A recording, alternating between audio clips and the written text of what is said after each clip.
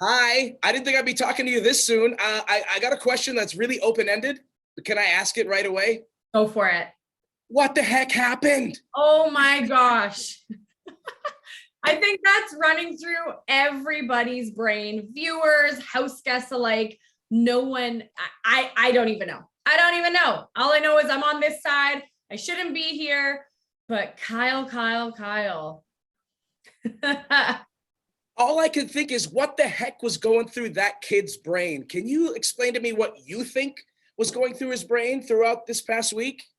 I think being in that house is a beast in itself, and you never really know what's happening. So when you get that sort of power, week 3 is a kind of weird spot too, because it's starting where there's sides of the house forming and alliances are getting deeper. So you kind of have to pick a side, if that makes sense. So I think for him, the information that he was being fed was not the information that was truthful, but he chose to lead with emotions. And that's why I ended up on the block, or that's why he was originally targeting me. Now, as the week unraveled, we all saw that wasn't the case. He changed his mind about 1,000 times over and then 1,000 times again. And I just ended up being collateral damage in the middle of it. Now, do you think, and do you care, that he's in trouble going forward? Give me that two-parter.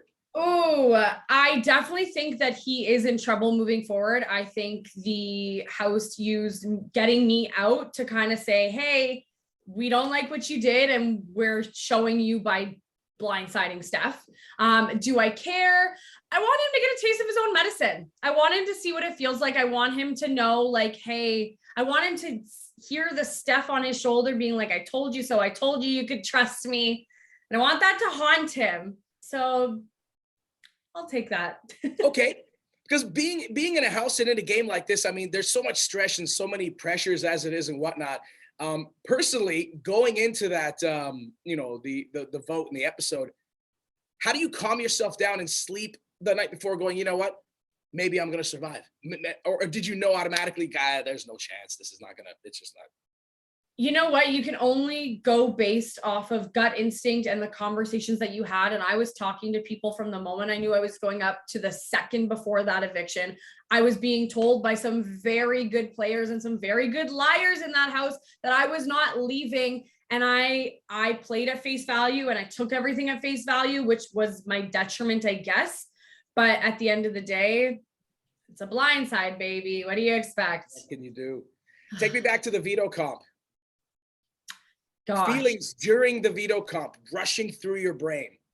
My game was on the line. I knew I had to go beast mode and do the best that I could. I wanted to give up at one point because that was a tough comp, but I knew I could not give up. That is just not in me to ever give up. I tried my absolute best and did the best that I could. So I'm so proud of myself, but I was devastated when Moose had won that veto because I knew things at that point were not looking so hot for me. It's like, I mean, I don't know how long it would take you to catch your breath. I'm just thinking if I was in the house, I'd be like deflated. Like, oh, I got to pump myself back up. You know, like literally going, oh, right? Yeah. It's in that moment, you need, like, you can have about 30 seconds of emotions and then you need to go right back into the game. You can't have your 2 hours singing in the shower, crying that you usually would. It's a wild, wild, wild place.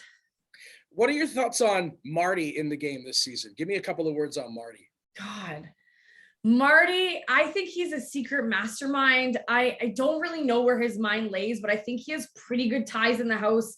He's loved by everybody. He's funny, he's goofy, he's the prankster, but he's also a beast. He's so strong, and he came to compete, and he wants to make good TV, as he always would say. So he's willing to do whatever it takes to do that. And I think that's a huge threat. What do you think somebody like Josh has to do, to stay week after week after week, or do you think his time is limited as well? I think Josh is sitting really good right now. I mean, if the house wanted to move emotionally and use Kyle's week against him to get me out and not see it as let's get a strong physical and social player out. Like, people cried when Josh hit the block. That's huge. Like, if not now, when? They should have taken the opportunity, and they shouldn't have gone so emotional with it to target just Kyle. They should have seen it as the bigger picture and got Josh out. But I'm excited to see how it unravels and how it goes from here on out. Did the house make the wrong move sending you home? The house definitely made the wrong move sending me home. I would have, I mean, at some point I would have had to lie, but I was nothing but trustworthy, upfront and honest with all of them. I told them I wouldn't keep them safe. I confronted when I needed to, and I played the best game that I could. And Josh is just going to be a force to be reckoned with. So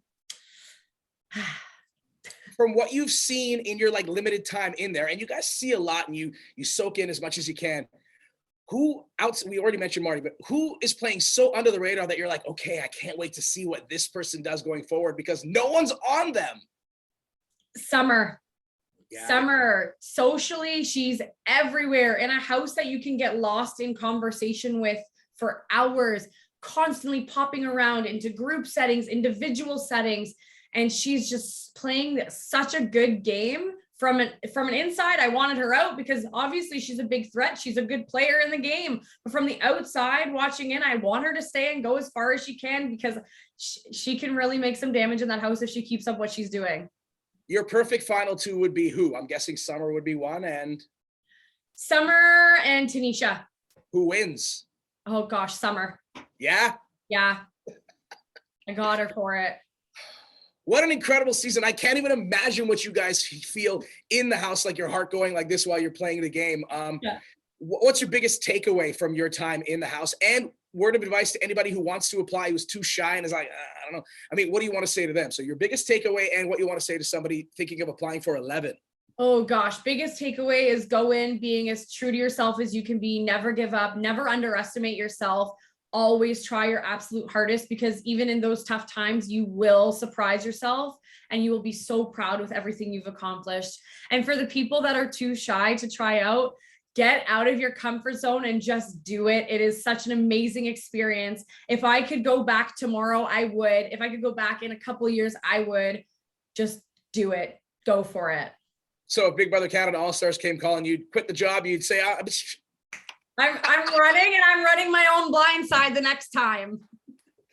Stephanie, thank you so much for hanging out. We wish we would have seen more of you, but it was a pleasure chatting with you. Thank you so much. Thank you.